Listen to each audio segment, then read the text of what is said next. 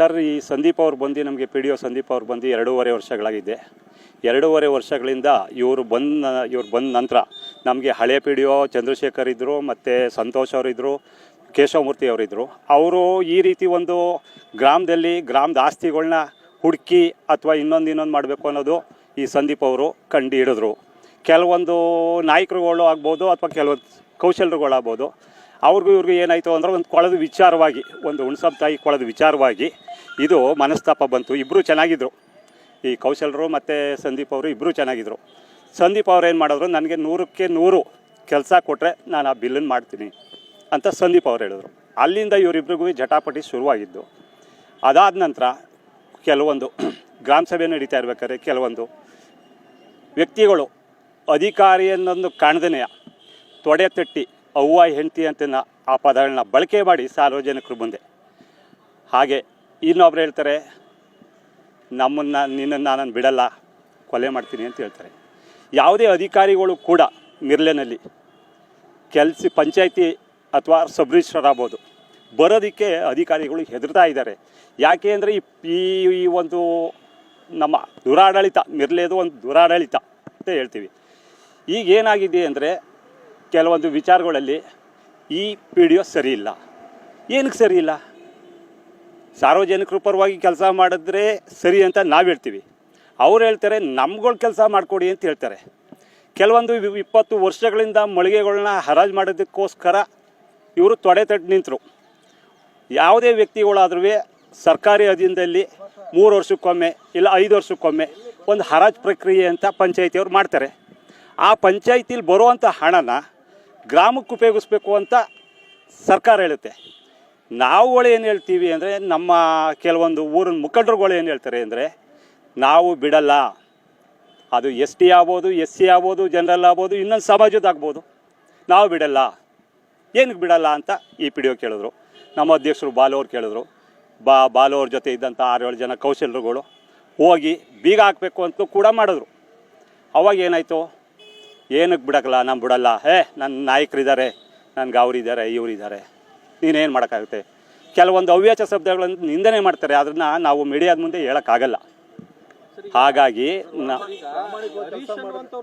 ಗ್ರಾಮ ಪಂಚಾಯತಿ ಮೆಂಬರು ಈ ತರ ಮಾಡ್ತಾರೆ ಅಂದ್ರೆ ಯಾಕೆಂದ್ರೆ ತಿಳುವಳಿಕೆ ಇರ್ತದೆ, ಜನ ಓಟ್ ಹಾಕಿ ಗೆಲ್ಸಿರ್ತಾರೆ, ಸಾಮಾನ್ಯ ವ್ಯಕ್ತಿ ತರ ಬಿಹೇವ್ ಮಾಡ್ತಾರೆ ಸರ್. ಅದು ಅಂದರೆ ಕೆಲವೊಂದು ಮುಖಂಡರುಗಳು ಅವ್ರಿಗೆ ಕುಮ್ಮಕ್ಕಿನ ಮೇಲೆ ಈ ಕೆಲಸ ಮಾಡಿದ್ದಾರೆ ಅಂತ ನಾನು ಹೇಳ್ತೀನಿ. ಕುಮ್ಮಕ್ಕು ಅಂದರೆ ಈಗ ತಾನೇ ನಿಮಗೆ 3 ನಿಮಿಷದ ಹಿಂದೆ ಹೇಳಿದೆ, ಇವರು ಸಹಕಾರ ಇಲ್ಲದೇ ಒಬ್ಬ ವ್ಯಕ್ತಿ ಇನ್ನೊಬ್ಬ ಪಿ ಡಿ ಒ ಮೇಲೆ ಕೈ ಮಾಡ್ತಾರೆ ಅಂದರೆ ಎಷ್ಟು ನಮ್ಮ ಮಿರ್ಲೆಯ ಸ್ಥಿತಿ ಯಾವ ರೀತಿ ಆಗಿದೆ ಇದನ್ನು ನಾವು ಗಮನದಲ್ಲಿ ಇಟ್ಕೋಬೇಕು. ಯಾವುದೇ ಸಾರ್ವಜನಿಕರ ಆಸ್ತಿಯೇ ಬಿಟ್ಕೊಡಿ ಅನ್ನೋದು ಪಿ ಡಿ ಒ ತಪ್ಪ ಸ್ವಾಮಿ. ಅದು ನಮ್ಮ ಆಸ್ತಿ, ನಮ್ಮ ಊರಿನ ಆಸ್ತಿ. ಇವತ್ತು ಹೇಳ್ತಾರೆ, ಇದೇ ಪಿ ಡಿ ಒ ಅವ್ರು ಹೇಳ್ತಾ ಇದ್ದಾರೆ, ನಿಮ್ಮ ಮಿರ್ಲೆಯ ಬಲರಾಮೇಗೌಡರು ಮಾಡಿರುವಂಥ ಒಂದೊಂದು ಅಭಿವೃದ್ಧಿ ಕೆಲಸ ಆಗಿರ್ಬೋದು, ಆ ಬುಟ್ಟಿರೋವಂಥ ಭೂಮಿ ದಾನ ಕೊಟ್ಟಿರೋಂಥ ಆಗಿರ್ಬೋದು, ನಿಮ್ಮ ಮಿರ್ಲೆಯಲ್ಲಿ ಎಷ್ಟು ಮನೆಗಳಿದೆ ಅಷ್ಟೋ ಮನೆಯಲ್ಲೂ ಕೂಡ ನಿಮ್ಮ ಬಲರಾಮೇಗೌಡರು ಫೋಟೋನಿಟ್ಟು ನೀವು ಮನೇಲಿ ಪೂಜೆ ಮಾಡಬೇಕು ಅಂತ ಈ ಪಿ ಡಿ ಒ ಹೇಳ್ತಾರೆ. ನಮ್ಮ ನಾಯಕರುಗಳು ಹೇಳ್ತಾರೆ ನಮ್ಮ ಫೋಟೋ ಇಟ್ಟು ಪೂಜೆ ಮಾಡಿ ಅಂತ ಹೇಳ್ತಾರೆ. ನಾವು ಅಭಿವೃದ್ಧಿ ಮಾಡಿರೋ ಫೋಟೋ ಮಾಡಿ ಪೂಜೆ ಮಾಡಬೇಕು, ಲೀಡರ್ಗಳನ್ನ ಮಾತು ಕೇಳ್ಕೊಂಡು ಅವ್ರ ಫೋಟೋ ಇಟ್ಕೊಂಡು ಪೂಜೆ ಮಾಡಬೇಕು ಅನ್ನೋದು ನನಗೆ ಅರ್ಥವಾಗ್ತಾ ಇಲ್ಲ. ಸರ್, ರಾಜಕಾರಣ ಅಂದರೆ ಇಲ್ಲಿ ರಾಜಕಾರಣ ಬರಲ್ಲ. ಇಲ್ಲಿ ಒಂದೇನಪ್ಪ ಅಂದರೆ ಕೆಲಸ ಕೊಡಲಿಲ್ಲ ಅಂತ ಹೇಳ್ತಾರೆ, ಕೆಲಸ ಕೊಡಲಿಲ್ಲ. ಸರ್, ಒಂದು ಏನಾಯಿತು ಅಂದರೆ, ಇದೇ ಪಿ ಡಿ ಒಗೆ ಒಂದು ಹುಣ್ಸಮ್ಮಂಗೆ ಕೊಳ ಅಂತ ಬರುತ್ತೆ. ಆ ಕೊಳನ 12 ಲಕ್ಷಕ್ಕೋ 15 ಲಕ್ಷಕ್ಕೋ ಟೆಂಡರ್ ಕರೆದಿರ್ತಾರೆ. ಟೆಂಡರ್ ಕರೆದಾಗ ಏನಾಯ್ತದೆ ಅಂದರೆ ಗುದ್ಲಿ ಪೂಜೆ ಮಾಡೋದಕ್ಕೆ ಅಂತ ಆತ ಒಪ್ಕೊಳ್ತಾನೆ. ಒಪ್ಕೊಂಡು ಏನು ಮಾಡ್ತಾನೆ, ಆ ಖರ್ಚನ್ನೆಲ್ಲ ನಾನು ಮಾಡ್ತೀನಿ ಅಂತಲೂ ಕೂಡ ಹೇಳ್ತಾನೆ. ಮಾಡುವಾಯಿತು, ಗುದ್ಲಿ ಪೂಜೆ ಬೆಳಿಗ್ಗೆ ಮಾಡಿದ್ರು, ಸಂಜೆ ಹೋಗಿ ಪಿ ಡಿ ಒ ಹತ್ರ ನಾನು 20,000 ಖರ್ಚು ಮಾಡಿದ್ದೀನಿ, ಊಟ ಮಾಡಿಸಿದ್ದೀನಿ, ಅದನ್ನು ಮಾಡಿಸಿದ್ದೀನಿ, ನಾನು ಕೊಡುವಂತ ಕೂತ್ಕೊಂಡು ಆ ದುಡ್ಡನ್ನು ಪಿ ಡಿ ಒ ಅವ್ರು ಕೊಟ್ಟಿದ್ದಾರೆ. ಎರಡನೇದು ಹೇಳ್ತೀನಿ ಅಂದರೆ, ಒಂದು ಲೋಕಾಯುಕ್ತ ಆಫೀಸ್ಗೆ ಹೋಗಿ ಒಬ್ಬ ಅಧಿಕಾರಿನ ವಿಡಿಯೋ ಕಾಲ್ ಮಾಡಿ ಬ್ಲ್ಯಾಕ್ ಮೇಲ್ ಮಾಡಿ ನನಗೆ 25,000 ಹಾಕಿದ್ರೆ ನಾನು ಇಲ್ಲಿ ಮೊಬೈಲ್ ಇದೆ, ಮೊಬೈಲ್ಗೆ ಹಾಕಿದ್ರೆ ನಾನು ಇದನ್ನು ಬಿಡಲ್ಲ, ಇಲ್ಲ ಅಂದರೆ ನಾನು ಲೋಕಾಯುಕ್ತಕ್ಕೆ ನಿನ್ನ ಮೇಲೆ ಕಂಪ್ಲೇಂಟ್ ಕೊಡ್ತೀನಿ ಅಂತ ಹೇಳ್ತಾರೆ. ಅಮೌಂಟ್ ಹಾಕ್ಸ್ಕೊಂಡಿದ್ದಾರೆ ಸರ್ ಈಗ. ಸರ್ ನನಗೆ ಮಾಹಿತಿ ಬಂದಿರೋ ಪ್ರಕಾರ ಒಂದು 3 ರಿಂದ 4 ಬಾರಿ ಹಾಕಿಸ್ಕೊಂಡಿರ್ಬೋದು. ಲಾಸ್ಟ್ ಟೈಮ್ ಏನಾಗಿತ್ತು ಅಂದರೆ ಇದೇ ಸಂದೀಪ್ ಅವ್ರ ಮೇಲೆ ಮತ್ತೆ ಡೆಲ್ಲಿಯವ್ರಿಗೆ ಒಂದು ಆಡಿಟ್ ಮಾಡೋದಕ್ಕೋಸ್ಕರ ಇದೇ ವ್ಯಕ್ತಿ ಡೆಲ್ಲಿ ಕಂಪ್ಲೇಂಟ್ ಮಾಡ್ದ. ಡೆಲ್ಲಿಯವರು ಆಡಿಟ್ ಬಂದಾಗ ಡೆಲ್ಲಿಯವರು ಕೂಡ ಇದರಲ್ಲಿ ಯಾವುದೇ ಹುರುಳಿಲ್ಲ ಅಂತೇಳಿ ಅದನ್ನು ತಿಳಿಗೊಳಿಸಿ ಇದರಲ್ಲಿ ಯಾವುದೇ ಹುರುಳಿಲ್ಲ ಅಂತೇಳಿ ಇವ್ರಿಗೆ ಕ್ಲೀನ್ ಚೀಟ್ ಕೊಟ್ಟರು. ಅಲ್ಲಿಂದ ಏನಾಗುತ್ತೆ ಅಂದರೆ ನನಗೆ ಅವಮಾನ ಆಯ್ತಲ್ಲ ಅಂತೇಳಿ ಈ ರೀತಿ ಪಿ ಡಿ ಒ ಮೇಲೆ ಇವರು ಸಾಧಿಸ್ತಾ ಬರ್ತಾರೆ. ಇವತ್ತು ಏನಾಗೈತೆ ಅಂದರೆ ಇವತ್ತು ನಮಗೂ ವಿಚಾರ ಗೊತ್ತಿರಲಿಲ್ಲ, ನಾವು ಮನೆ ಹತ್ರ ಇದ್ವಿ. ಇವ್ರೇನು ಮಾಡಿದ್ರು, ನನಗೆ ಒಂದು ವಿಡಿಯೋ ಕಳಿಸಿದ್ರು, ಯಾರು ನಮ್ಮ ಸಂದೀಪ್ ಅವ್ರು ಕಳಿಸಿದ್ರು.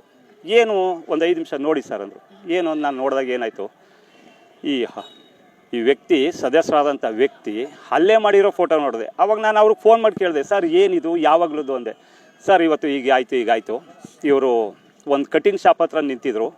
ನಾನು ಮತ್ತು ನಮ್ಮ ಸೆಕ್ರೆಟ್ರಿ ಮತ್ತು ಬಿಲ್ ಕಲೆಕ್ಟ್ರು ಒಂದು GPA ಮಾಡೋಕ್ಕೆ ಅಂತ ಹೋಗ್ತಾಯಿದ್ವಿ ನಾವು. ಸರ್ ಇನ್ನು ಗಾಡಿ ನಿಲ್ಲಿಸಿಲ್ಲ ಏಕಾಏಕಿ ಬಂದು ಅವ್ವ ಹೆಂಡತಿ ಅಂತ ಅವ್ಯಾಚ ಶಬ್ದಗಳನ್ನು ನಿಂದನೆ ಮಾಡಿ ಏಕಾಏಕಿ ಹೊಡೆದಿರೋದು ಅಂತ ನನಗೆ ಅವ್ರ ಗಮನಕ್ಕೆ ತಂದರು.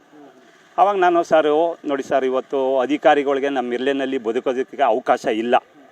ಹಾಗಾಗಿ ಹಿಂದೆ ಕೂಡ ಒಬ್ಬ ಕೇಶವಮೂರ್ತಿ ಅಂತಿದ್ದಾಗ ಇದೇ ಪರಿಸ್ಥಿತಿ ಆಗಿತ್ತು.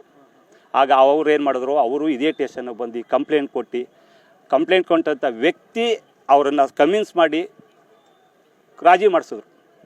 ನಾನು ಒಳ್ಳೆ ವ್ಯಕ್ತಿ ಅಂತೀರಿ ಸರ್ ಸಂದೀಪ್ ಅವರು? ಒಳ್ಳೆ ವ್ಯಕ್ತಿ ಸರ್, ಒಳ್ಳೆ ವ್ಯಕ್ತಿ. ಯಾಕೆಂದರೆ ಒಳ್ಳೆ ವ್ಯಕ್ತಿ ಅನ್ನೋದಕ್ಕಿಂತ ನಾನೊಂದು ಅವ್ರ ಬಗ್ಗೆ 2 ವರ್ಷ ಆಗಿದೆ, 2 ವರ್ಷದಿಂದ ತುಂಬ ಹತ್ರದಿಂದ ನೋಡಿದ್ದೀನಿ. ಸಾರ್ವಜನಿಕರ ಆಸ್ತಿನ ಹುಡುಕಿ ಇದು ಸಾರ್ವಜನಿಕರ ಆಸ್ತಿ ಅನ್ನೋದು ತಪ್ಪ?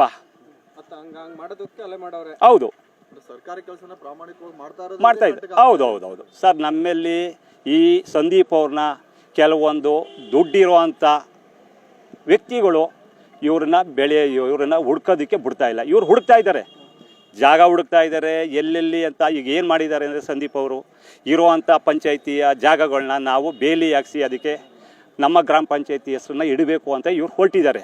ಅದನ್ನು ತಡಿಬೇಕು ಅಂತ ಕೆಲವೊಂದು ವ್ಯಕ್ತಿಗಳು ಹೀಗೆ ಮಾಡ್ತಾ ಇದ್ದಾರೆ. ಸರ್ ನೋಡಿ ಸರ್, ನಾನು ಊರವ್ರ ಜೊತೆಲೂ ಇರ್ತೀನಿ, ಅಧಿಕಾರಿಗಳ ಜೊತೆಲೂ ಇರ್ತೀನಿ. ಯಾಕೆ ಅಂದರೆ ಅಧಿಕಾರಿ ಒಂದು ಒಳ್ಳೆ ಕೆಲಸ ಮಾಡಿದಾಗ ಆ ವ್ಯಕ್ತಿ ಜೊತೆ ನಾನು ಇದ್ದೇ ಇರ್ತೀನಿ ಸರ್. ಪರಿಸ್ಥಿತಿಯಲ್ಲಿ ಅಧಿಕಾರಿಗಳು ಭಯದ ವಾತಾವರಣದಲ್ಲಿ ಪ್ರಾಣ ಭಯದ ವಾತಾವರಣ ಸರ್, ಇಲ್ಲಿ ಕೆಲವೇ ದಿನಗಳು ಹೋದರೆ ನಮ್ಮ ಊರಿನಲ್ಲಿ ಅಧಿಕಾರಿಗಳು ವೆಪನ್ಸ್ ಇಟ್ಕೊಂತಿರ್ಬೇಕಾಗುತ್ತೆ. ಇದು ಸತ್ಯ. ಯಾಕೆ ಅಂದರೆ ಇವತ್ತು ಒಬ್ಬ ವ್ಯಕ್ತಿ ಅಲ್ಲಿ ಹೊಡೆದ ಅಂದರೆ ಒಬ್ಬ ವಾಟ್ರ್ ಮ್ಯಾನ್ ಬದುಕೋಕ್ಕಾಗಲ್ಲ. ನನ್ನ ಪರಿಸ್ಥಿತಿಲಿ ಇವತ್ತು PDO ಅಂದರೆ ಕ್ಲಾಸ್ 2 ಆಫೀಸರ್ಗಳವರು ಇವತ್ತು ಅವ್ರಿಗೆ ರಕ್ಷಣೆ ಕೊಡೋಕ್ಕಾಗ್ತಾ ಇಲ್ಲ ಅಂದರೆ ವಾಟ್ರ್ ಮ್ಯಾನ್ಗಳು ಪ್ರತಿನಿತ್ಯ ನೀರು ಬಿಡಬೇಕು. ಅವರೆಲ್ಲಿ ಹೋಗ್ತಾರೆ? ಈಗ 7 ಗಂಟೆ, 8 ಗಂಟೆ, 9 ಗಂಟೆ, ರಾತ್ರಿ 10 ಗಂಟೆಗೂ ಕರೆಂಟ್ ಇರಲ್ಲ. 11 ಗಂಟೆಗೆ ಆ ವ್ಯಕ್ತಿ ನೀರು ಬಿಡಬೇಕಾಗುತ್ತೆ. ಈಗ ನನ್ನ ಮನೆಗೆ ಬಿಟ್ಟಿಲ್ಲ ಅಂತ ಯಾವುದೋ ವ್ಯಕ್ತಿ ಆದಮೇಲೆ ಹಲ್ಲೆ ಮಾಡ್ಬೋದು. ಒಬ್ಬ PDOಗೆ ನೀವು ರಕ್ಷಣೆ ಕೊಡೋಕ್ಕಾಗಲಿಲ್ಲ ಅಂದರೆ ನೀವು ವಾಟ್ರ್ ಮ್ಯಾನ್ ಕೊಡ್ತೀರಾ? ನೀವು ಕೊಡೋಕ್ಕಾಗಲ್ಲ. ಸರ್ಕಾರಿ ಅಧಿಕಾರಿ ಮೇಲೆ ಕೈ ಮಾಡಿದ್ದಾರೆ, ಏನಂತ ಒತ್ತಾಯ ಮಾಡ್ತೀರಾ ಸರ್ ನೀವು? ಸರ್, ನಾನು ಒತ್ತಾಯ ಏನಿಲ್ಲ, ಆ ವ್ಯಕ್ತಿನ ಕೂಡಲೇ ಬಂಧಿಸಬೇಕು, ಗುಂಡಾ ಕಾಯ್ದೆ ಮಾಡಬೇಕು, ಸದಸ್ಯತ್ವವನ್ನು ರದ್ದು ಮಾಡಬೇಕು ಅಂತ ನಾನು ಕೇಳ್ಕೊತೀನಿ ಸರ್. ನಾನು ಕೇಳೋದು ಇಷ್ಟೇ. ನನ್ನ ಹೆಸರು ಮೋಹನ್ ಅಂತೇಳಿ.